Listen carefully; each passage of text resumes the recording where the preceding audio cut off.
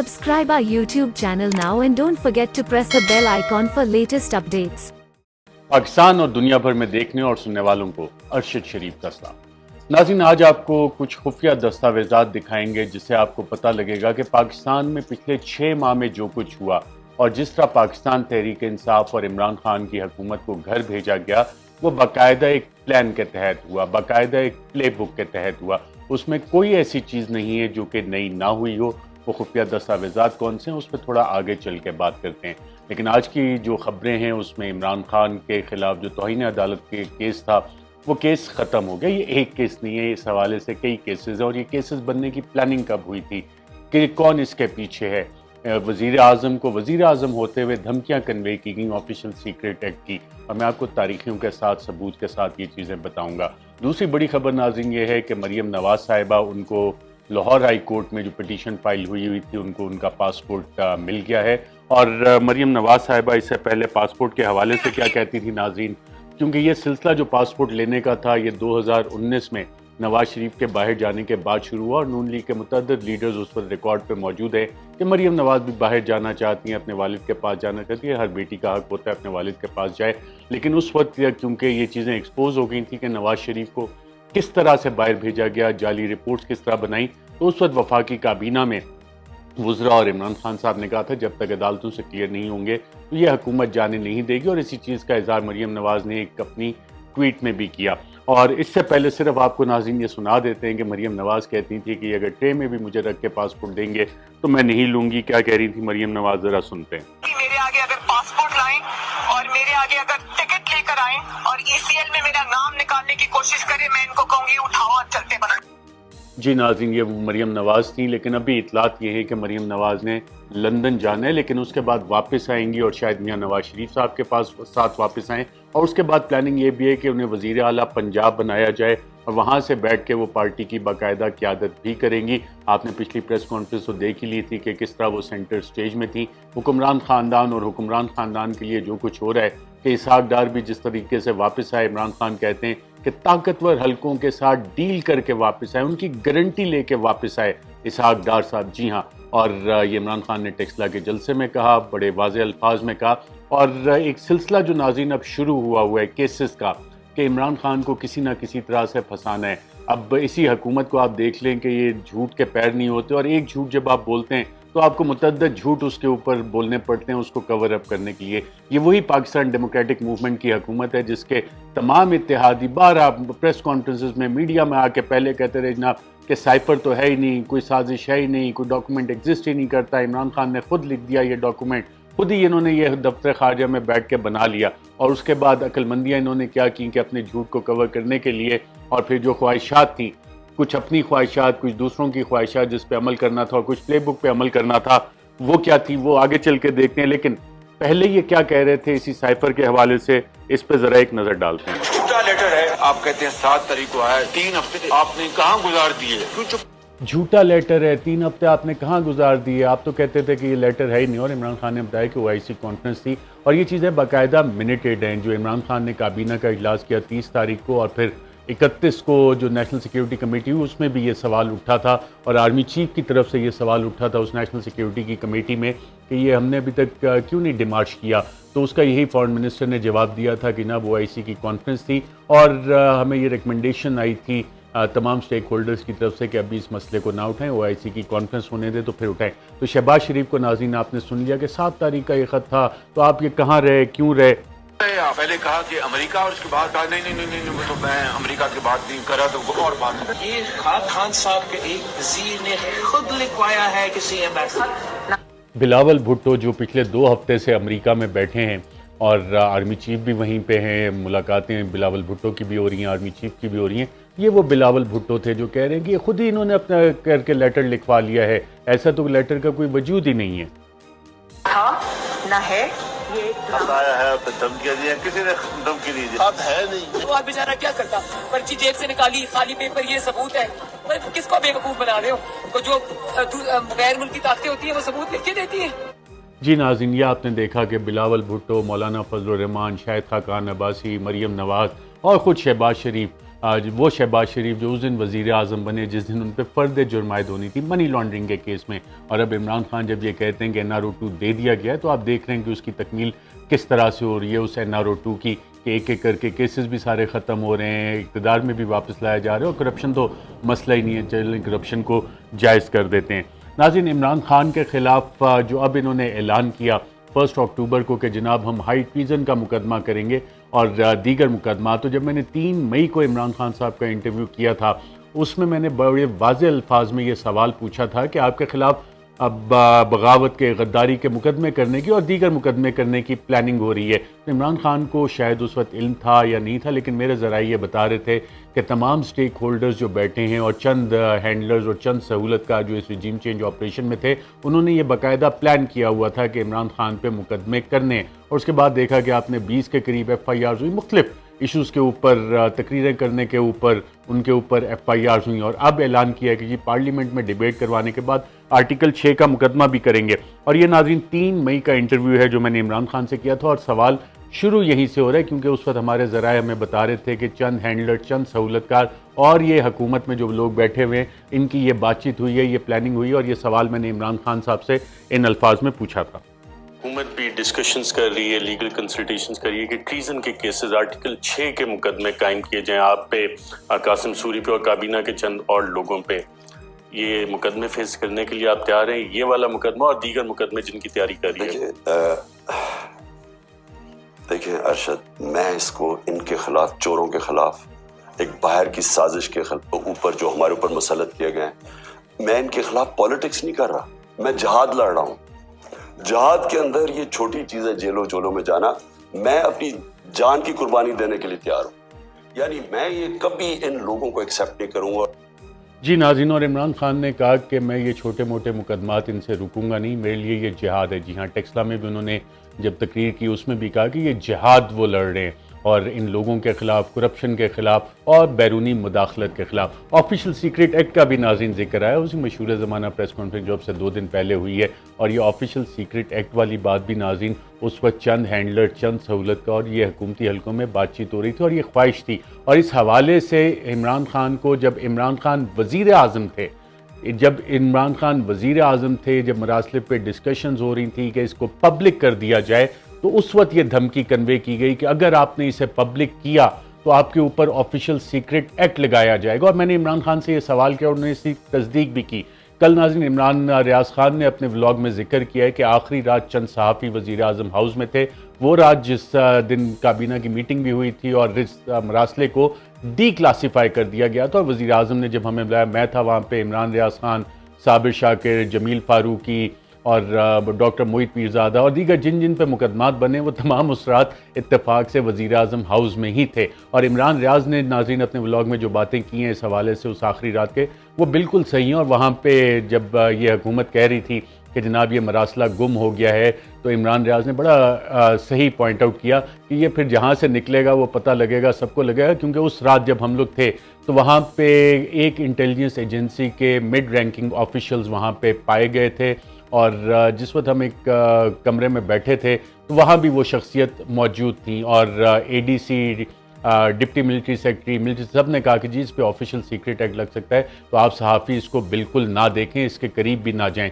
और इमरान रियाज खान ने बिल्कुल सही कहा कि इसका बोझ आप नहीं उठा सके, ये बात भी हुई थी। हमने कहा कि जी वज़ीर आज़म ने जब डी क्लासीफाई कर दिया है तो हमें देखने दें, लेकिन उसके बाद वो मरासला गायब हो गया। और मारिया मेमन से इंटरव्यू में जो इमरान खान साहब ने बात की है कि जनाब मेरे पास तो वो मरासला नहीं है, तो फिर सवाल ये बनता है कि वो मरासले की कॉपी फिर वज़ीर आज़म हाउस से क्या कोई उठा के लेके गया, जो इमरान खान की अपनी कॉपी थी, क्योंकि इमरान खान तो सिर्फ एक डायरी उठा के गए थे और सब ने देखा था उन्हें डायरी उठा के, एक डायरी उठाते हुए गाड़ी में बैठे और निकल गए। और मरियम नवाज अब जब कहती हैं कि 2000 पानी की बोतलें, 2000 पानी की बोतलों के लिए एक ट्रक चाहिए, तो ये 2000 पानी की बोतलें भी फिर वहीं से बरामद होंगी अगर वाकई मरासला मिसिंग है। हालांकि मरासला मिसिंग नहीं है, मरासले का जो नंबर इस हुकूमत ने दिया है, जो अक्लमंदियाँ ये लोग कर रहे हैं, वो मरासले का नंबर जो है साइफर नंबर 10678 पारेप वाशिंगटन से जो रिसीव हुआ, जो इन्होंने बतौर एनेक्शर 1 लगाया, ये वो कैबिनेट की कॉपी है जो कैबिनेट सेक्रेटरी की कॉपी है, जो इन्होंने कैबिनेट समरी के साथ लगा के पूरे शहर में घुमाई, और हमारी इतलात हैं कि अब ये बाकायदा लीक हो चुका है। कहीं ना कहीं इसकी तस्वीर किसी ने बनाई, और जब मैंने इसकी कंफर्मेशन ली थी तो बताया गया कि बिल्कुल ये वही साइफर है, साइफर नंबर 10678। डेली टाइम ने आज इसकी हेडलाइन भी लगाई है डेट दे के 7 मार्च का। तो इस हुकूमत ने कंफर्म किया कि ये साइफर एग्जिस्ट करता, ना सिर्फ कंफर्म किया, इसको सर्कुलेट भी कर दिया। अब सर्कुलेट किस वजह से किया, शायद इनको भी इल्म है कि इसमें जब इमरान खान सवाल करते हैं कि जनाब ये एड्रेस किसको था, क्योंकि साइफर नंबर जब 1 कहते हैं तो शायद ये कैटेगराइजेशन है उसकी कि किस तरह की इसकी क्लासिफिकेशन होनी है, तो ये लिमिटेड सर्कुलेशन में था। तो इमरान खान जब कहते हैं कि जनाब किसको एड्रेस कर रहा था, तो ये साइफर जब खुलता है तो जिन लोगों के पास कॉपी गई है वो बता रहे हैं सोर्सेज के ज़रिए ये किस किस को एड्रेस था। मेरी 1-2 लोगों से बात हुई, उन्होंने कहा ये वाला मरासला जो है चलें ये अगले व्लॉग में आपको बताऊंगा कि ये किस किस को एड्रेस था मरासला, और इसके चंद अहम कंटेंट्स क्या क्या थे। लेकिन ये वाली चीज़ अब ये रिकॉर्ड पे ले आए हैं और इस हवाले से मान चुके हैं कि हाँ जी ये वाला मरासला एग्जिस्ट कर रहा है। और राना सनाउल्लाह साहब कहें जी इंटीरियर मिनिस्ट्री की कॉपी, ये कैबिनेट की कॉपी है और एग्जैक्ट वही नंबर है। और दूसरा अपना जो लेटर ये लोग लिख रहे हैं उसमें बता रहे हैं कि जो कैबिनेट से हमें लेटर रिसीव हुआ था, cabinet along with summary for the cabinet along with annexures submitted by the cabinet division. तो कैबिनेट डिवीजन जो प्राइम मिनिस्टर की डिवीजन है वहां से ये सबमिट हुआ है, इंटीरियर मिनिस्ट्री से ये सबमिट नहीं हुआ, जो राना सनाउल्लाह ने बाद में कवर अप करने की कोशिश की है कि देखें जी वो मरासला गुम हो गया। बात वही है कि एक झूठ बोलें तो उसे कवर अप करने के लिए कई झूठ बोलने पड़ते हैं आप लोगों को। अब नाज़रीन बात करते हैं उस प्ले बुक की कि क्या पिछले 6 माह में एग्जैक्टली वही कुछ हुआ जो कि एक प्ले बुक में है, जो खुफिया दस्तावेजात में मेंशन्ड है।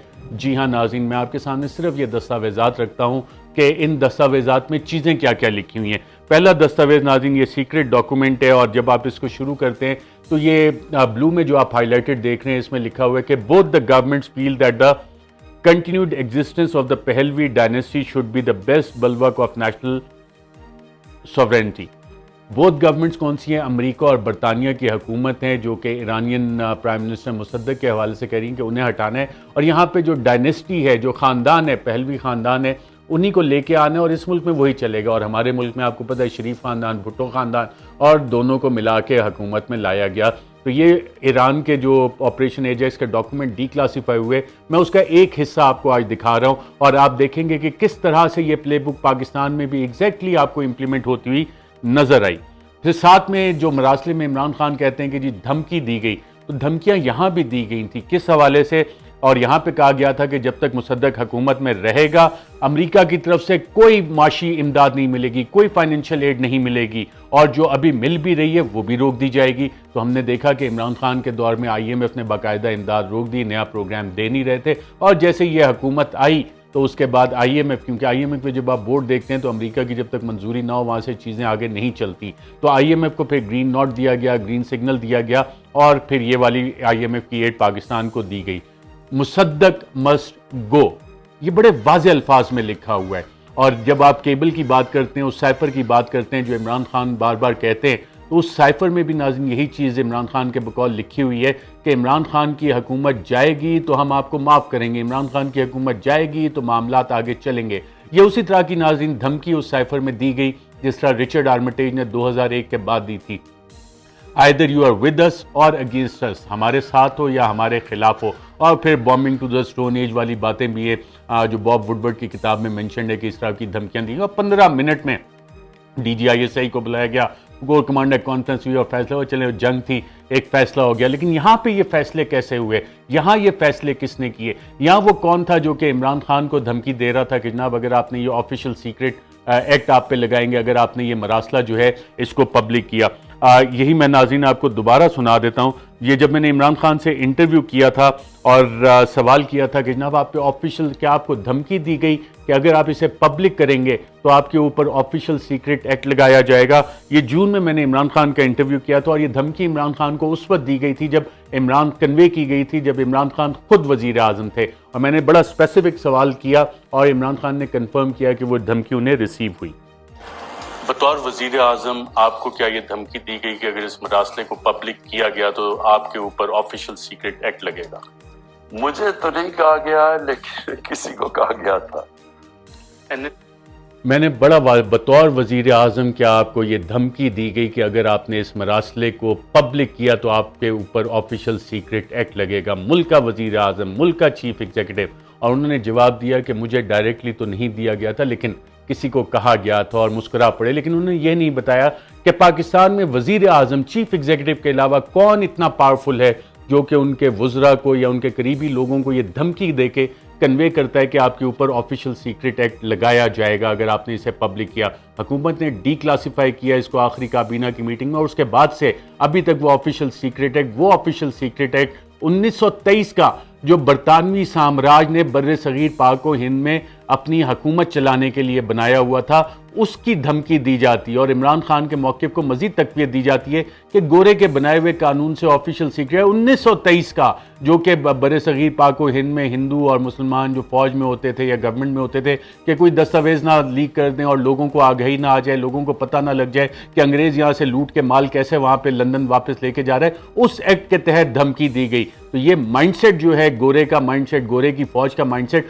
अभी भी पाकिस्तान में एग्जिस्ट कर रहा है। और जो अब डॉक्यूमेंट पे नाज़रीन दोबारा आते हैं कि मुसद्दक मस्ट गो, तो यही चीज़ उस केबल में भी बकौल इमरान खान और दीगर वफाकी वज़रा की लिखी हुई थी कि जनाब इमरान खान की हुकूमत ख़त्म होगी तो फिर मामलात आगे चलेंगे, फिर अमेरिका आपको माफ़ करेगा, नहीं तो फिर अमेरिका आपको हेड ऑन टेक करेगा, we will take you head on, आपके साथ फिर बाकायदा लड़ाई होगी। ये उस मरासले में बाकायदा धमकी दी गई मुसद्दक मस्ट गो की तरह, फाइनेंशियल की तरह। His successor will have the strong support of both governments through the same forces that bring him into power। और यहाँ पर अश्योरेंस भी दी गई कि बरतानिया और अमेरिका की जो भी हुकूमत आएगी उसे मुकम्मल मावनत दी जाएगी। और अब हम देख रहे हैं कि शहबाज शरीफ भी अमेरिका के दौरे पे गए, जो बाइडन के साथ तस्वीर खिंचवाने का उन्हें भी मौका मिला। बिलावल भुट्टो पिछले 2 हफ्ते से अमेरिका में, आर्मी चीफ पिछले 6 साल में अमेरिका का उनका दौरा नहीं हुआ था, लेकिन पहली दफ़ा वो दौरे की भी इजाज़त दी गई, जबकि उनके 2 महीने रह गए जाने में। DGISI भी उनके साथ हैं, DGMO भी साथ हैं। और आपको यहाँ ये भी खबर देता जाऊँ कि इसके बाद गालिबन DGISI का एक ऑस्ट्रेलिया का दौरा भी प्लान हुआ है, और शायद आर्मी चीफ भी उसमें जाते हैं या नहीं जाते, लेकिन इंतहाई अहम दौरा है जो DGISI का भी ऑस्ट्रेलिया का इसके बाद एक प्लान हुआ है। अगले नाज़रीन डॉक्यूमेंट पे आ जाते हैं कि every element of the potential opposition to Mossadegh will be mustered so that on coup day it will be possible to overthrow the Mossadegh government by legal means. It will be pointed out to Zahedi that the future character and reputation of the successor government would be better if military section could be limited to assuring control of the city coincident with the legal success। अब यहाँ पे जो plan था वो पूरा है कि जैसे इमरान खान के खिलाफ तमाम ऑपोजिशन की जमातें इकट्ठी हो गई, तो उसी तरह मुसद्दक के खिलाफ तमाम ऑपोजिशन की जमातों को इकट्ठा किया गया और कहा गया कि लीगल तरीके से करना है, कानूनी तरीके से करना है, फौज कहीं नजर नहीं आनी चाहिए, सिर्फ शहर में अमन अमान रखना है कि मुसद्दक के हामी ना आ सके वहाँ पे। और तमाम ऑपोजिशन को कंबाइन किया गया, जिस तरह इमरान खान के साथ तमाम ऑपोजिशन को कंबाइन किया गया है। और फिर नाज़रीन अगले डॉक्यूमेंट पे देखते हैं कि जो इमरान खान के खिलाफ पिछले 6 माह में कैंपेन चलाएगी, वो क्या कैंपेन है, वो भी इसी प्ले बुक से, इन्हीं दस्तावेजात से, रिजीम चेंज ऑपरेशन के दस्तावेजात से। और ये मुतअद्दिद हुकूमतों में यही प्ले बुक इस्तेमाल हो रही है जो कि पाकिस्तान में इस्तेमाल हुई। मुसद्दक फेवर्स द ट्रूडो पार्टी एंड द USSR और this will be supported by black documents. Imran Khan पे इल्ज़ाम क्या लगा जी, रशिया चला गया, यूक्रेन के मामले पे हमें नहीं सपोर्ट किया, यूक्रेन के मामले पे न्यूट्रलिटी दिखाई, और रशिया का विजिट उसके हवाले से तो बाकायदा ये कहा गया कि जनाब ये USSR जा रहे, और ये सिर्फ इमरान खान का मौक़िफ़ है।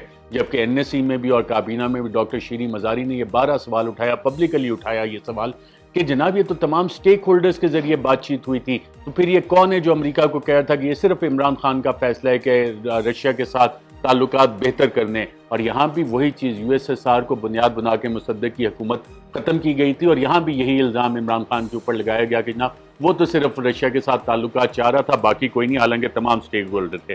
फिर इमरान खान के खिलाफ एक कैंपेन चलाई गई कि जनाब मज़हब के हवाले से उसमें डिफरेंट किस्म के इश्यूज लाए गए, और यहाँ पे क्या लिखा हुआ है कि Mossadegh is an enemy of Islam since he associate with the Tudeh and advises their aim, कि मुसद्दक को पोर्ट्रे ऐसे किया जाएगा, उसे पेश ऐसे किया जाएगा कि वो इस्लाम का दुश्मन है। और फिर तीसरा पॉइंट था Mossadegh is deliberately destroying the morale of the army and its ability to maintain order, कि मुसद्दक आर्मी का मोरल ख़राब कर रहा है और उनका जो एबिलिटी है दिफा करने की उससे मुतासिर कर रहा है। तो इमरान खान के ऊपर, पीटीआई के ऊपर, उनके सोशल मीडिया एक्टिविस्ट पे क्या इल्ज़ाम लगा, यही इल्ज़ाम लगाया गया और ये सारी प्लेबुक नाजरीन इंतहाई इंटरेस्टिंग है।